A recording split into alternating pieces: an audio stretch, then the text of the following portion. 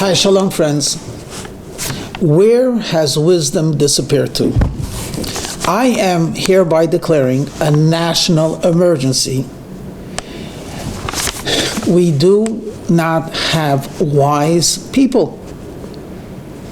We are missing wise parents, wise teachers, and I think it would be redundant to say there are very few wise people in public office. So where has wisdom disappeared? Now, you might right away say, take offense. Rabbi, we are producing more PhDs and masters and people of great competency, high intelligence, more than ever before. Everyone is reading and writing. We are so smart. Even our phones are smart. We got smartphones. You're looking for wisdom? Yeah, that's my point. We are producing people that possess high intelligence, tremendous knowledge, and there is no wisdom.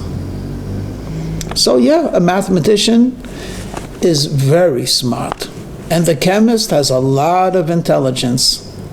Would you necessarily call them wise? So I think let's take a step back for a moment and speculate out loud. What is the difference between knowledge, someone that's knowledgeable, someone that has intelligence, and someone that we could qualify as wise? I did not look this up, how the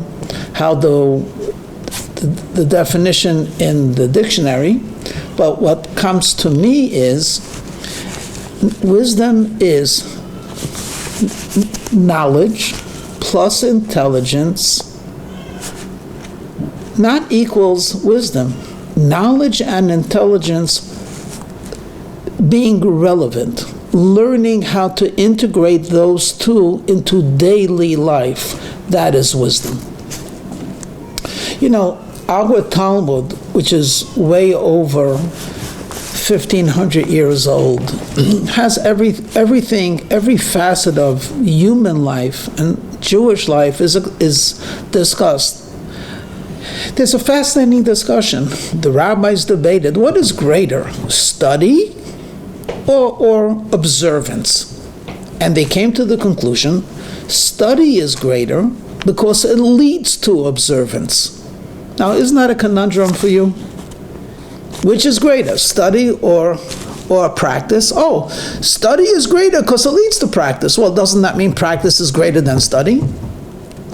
So the simplest, most obvious translation would mean when a person is observing the Torah, for example, let's say he's keeping the Sabbath, just because he's keeping the Sabbath, not necessarily will he learn the reasoning, the logic behind it.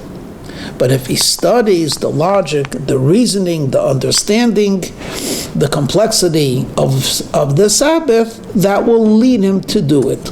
Okay, that's a valuable insight. But I would like to suggest maybe this Talmudic statement adds a dimension that will help us understand wisdom.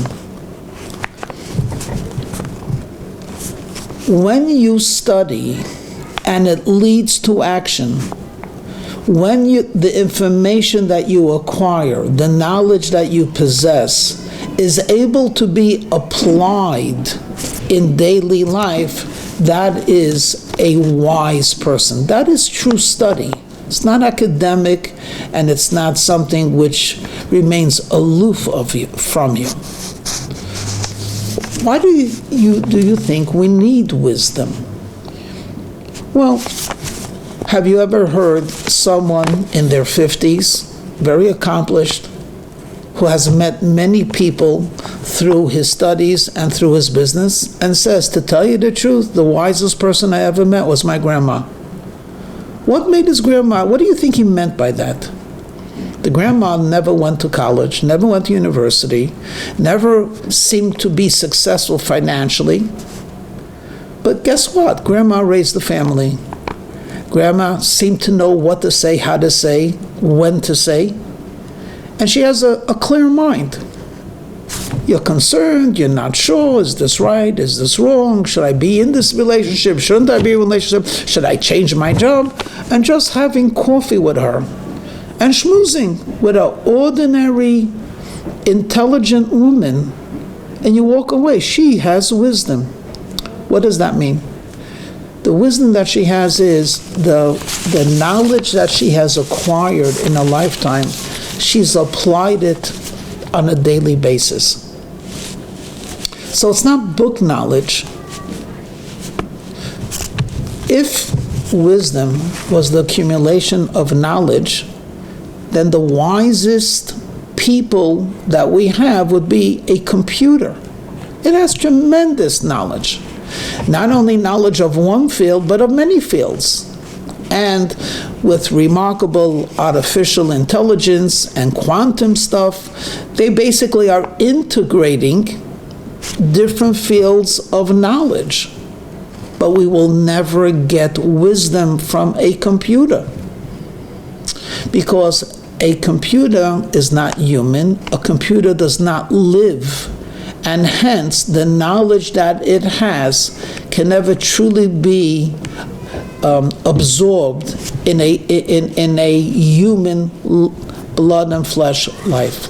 For that matter, the same would be true about a teacher. You could learn a lot from a computer, but in my opinion, you will never truly learn about a field, or especially about life, from a computer. Okay, so where am I heading with this? I'm heading with this that in the Bible, in the Chumash, the Jewish people are given a beautiful, beautiful description. We are an am chacham v'novin. We are a wise and an understanding people. No one has come up with any conclusive evidence that Jews have a higher IQ than anyone else, or even for that matter, are more intelligent than anyone else. So then in what way are we a wise and understanding people? And the answer is obvious. The Almighty God gave us a Torah which instructs us how to live. The wisdom of the Torah is tremendous, deep insight into every field, especially living a life, raising a family, cultivating relationships, understanding what's primary, what's secondary. The Torah gives us that knowledge and shows us how we can incorporate that into life. Look, any doctor could give you good advice on nutrition, but not necessarily will you be able to actually follow that diet. And any person that's into physical fitness can probably write you out a list of what you should be doing in exercise, but not necessarily will it become part of your life. Well, when the Torah gives us Shabbos, kosher, study, discipline, dietary laws, laws of modesty, the Torah is actually giving us a spiritual elixir which is not theoretical. It's very practical. It's very down to earth. It is greatest study because it leads to action. So guess what? I think I'm canceling my emergency. Instead, I'm going to advocate that instead of watching TV a whole day, perhaps every American should be exposed to a 20-minute a day inspirational insight from the Bible. And for Jewish people, 20 minutes won't do it. Perhaps it would have to be 2 hours, or maybe longer. Because we will never restrict and put a limitation to wisdom. God is known as the Ancient of Days in Kabbalistic literature. Very wise. All wisdom flows from the Creator. The Creator has given us an exposure into the way He thinks by giving us the Torah. So your next year, New Year's resolution, please incorporate the study of Torah on a daily basis. Shalom.